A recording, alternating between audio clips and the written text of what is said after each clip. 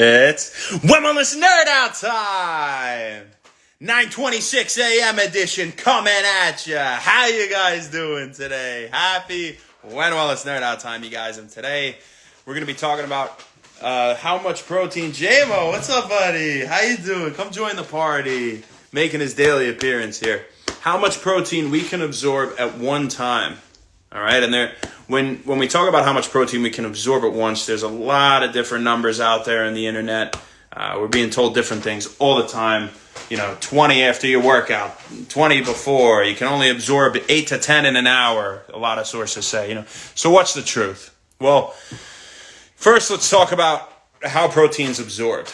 All right, so we ingest some protein, and right, it goes down the esophagus, we get into the stomach, and our gastric juices, they'll break down the protein into its amino acid constituents, right? So we have these amino acids now that they will go through the pyloric sphincter, they'll go into the duodenum, and they begin to get absorbed in the intestines, through the intestinal wall, into the bloodstream, and they're transported to tissues to serve functions, right?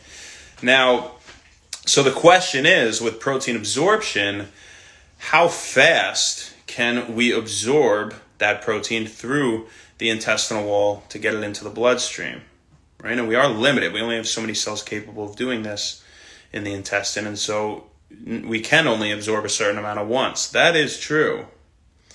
But what is commonly overlooked is the fact that not all macronutrients pass through the GI tract at the same rate. And our body can actually hold off on releasing the protein from the stomach until it's ready to absorb more. So if we were to eat a lot at once, it could store some of it in the stomach and then release it through the pyloric sphincter when it's ready, okay, to be absorbed in the intestines. So it's not so simple as much as we eat at once is going to get absorbed, and that's it, or not, right? So when we ingest fat and protein, we release the hormone cholecystokinin. And cholecystokinin, or CCK, will make us temporarily feel a little bit fuller mid-meal, okay? So it says, all right, I don't need any more right now, right? We don't need any more protein or fat right now. We're doing great. And it also says, all right, stomach, you're going to hold on to some of that protein. You can let the carbs pass through, right? When we have the carbs, they'll pass through faster through the GI tract. But we can hold on to that protein until we're ready to let more go into the intestines to be absorbed. All right? So if you had 80 grams at once, maybe it would only let 20 pass through at a time, or even 10 to be absorbed. Right? Who knows? But when you look online, it's going to say 8 to 10 grams per hour. Now, it's different is the absorption rate of protein for different types of protein, all right? But I believe whey is the one that, was saying 8 to 10. Casein was like 6 point something an hour. But that, those numbers are flawed, because what they're talking about is how much goes towards muscle protein synthesis. How much goes towards muscle protein synthesis in an hour is different than how much of the protein we've taken in will eventually be absorbed. They're not taking into account the fact that we can store some and then absorb it a little bit later on. Store it in the stomach. Major function of the stomach, storage. Interesting. Fun fact of the day. So, there are sources that say, conversely, that we can absorb 0.25 grams per pound of body weight in one sitting, in one meal. It was an NCBI study I was reading yesterday. And that's a lot. I mean, that makes more sense. And it's referring to eventual absorption, I believe, is kind of how they were wording it. It wasn't purely muscle protein synthesis, but how they compare the metabolism of the amino acids with lower and higher intakes, all right? And there was no difference in different amounts and where they got up to 0.25 grams per pound of body weight. And whether that number holds true or not, it's, there's something we can learn from that. And it makes some sense, because when you look at the warrior diet, for example, the warrior form of intermittent fasting, which I practice myself and live by, it's 20 hours of fasting and 4 hours of eating every day, right? So studies show that you can fast for 20 hours and you can eat for only 4 hours during the day and not sacrifice muscle growth, have no negative effects on muscle protein synthesis, and maintain muscle mass and even increase muscle mass. So how would that be possible if we could only absorb 8 to 10 grams in an hour?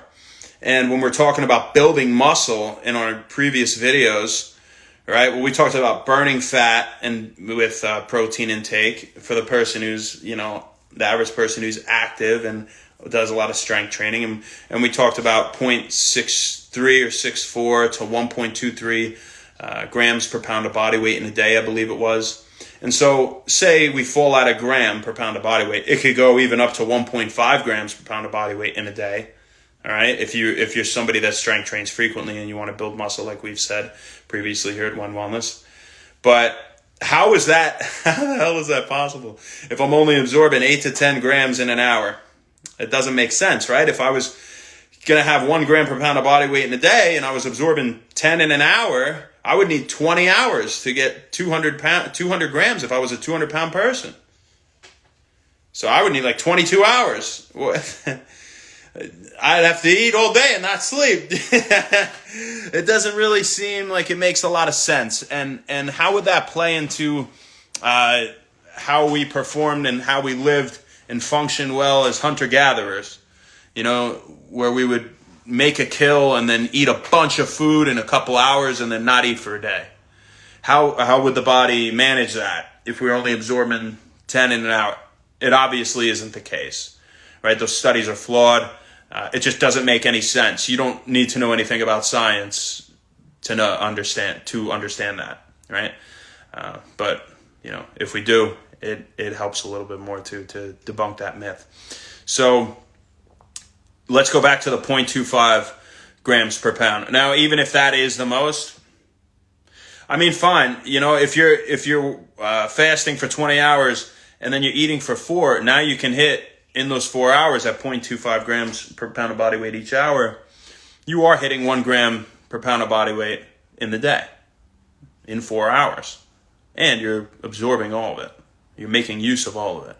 And what would happen also if we're not making use of protein? Well, we could store these amino acids in skeletal muscle, right, for future use in muscle, or we could use them to produce glucose, to promote gluconeogenesis as a substrate for gluconeogenesis, production of sugar in the liver, right? So, it would be put to use regardless. Now, it could be hard on the kidneys having a ton of protein, excess filtering, and we've talked about diseases, right, where you're pissing out protein, kidney dysfunction, right, like albuminuria, right? But the point here is, it's not about how much protein you're having in one meal. The more important thing is how much protein you're having in the entire day, because your body is going to make use of it. It's going to be able to absorb a lot more than we think by reading the average article out there. And that's the big thing. So pay attention to your goals and go back to the video where we talk about different ranges of protein for different goals in a day. All right, so that's our message for you guys today. Oh, before we go, we got to say happy birthday, Eddie Denner. Happy birthday, Eddie. Oh, man, I hope you had a good day. I hope you have a fantastic day. I'm so used to doing these at night. I keep doing that. Happy 9:35 a.m. We're getting it in early. But Eddie, you're an interesting guy, man. You're a man of many talents. Eddie, I mean, basically built the pie house as far as I was concerned, when we were there. I mean, not actually, but pretty much, kept it up and running and was always making renovations and, working hard doing that, along with going to school at Palmer, do a rigorous curriculum. And, I know you're always at the house and, you're a hard worker, and not that I envy you, I'm more proud of you for it, but I myself would like to have your talent of being able to fix anything in your house by yourself, to build your whole kitchen, bathroom, build your house. You could probably just build the whole house. You could do all the electrical work, I'm sure. I remember when I first got to Palmer, you were building a boat in your garage. I was like, this guy's got time to build a boat? What? So I got no time. How are you doing this? It's awesome. I can barely get to the gym, you know. He's building the boat in his garage. But hey, happy birthday, brother. I hope you have a great day, and I want you to know 100% that this is forever your day in the book of Wend Wellness. So enjoy it, and happy birthday. I hope I see you soon, okay? As for the rest of you, have a great day today. Go do something fantastic for yourself, because you deserve to do more than you did yesterday. Don't sell yourself short, all right? Please. So thank you, and have a great day. And happy Wend Wellness.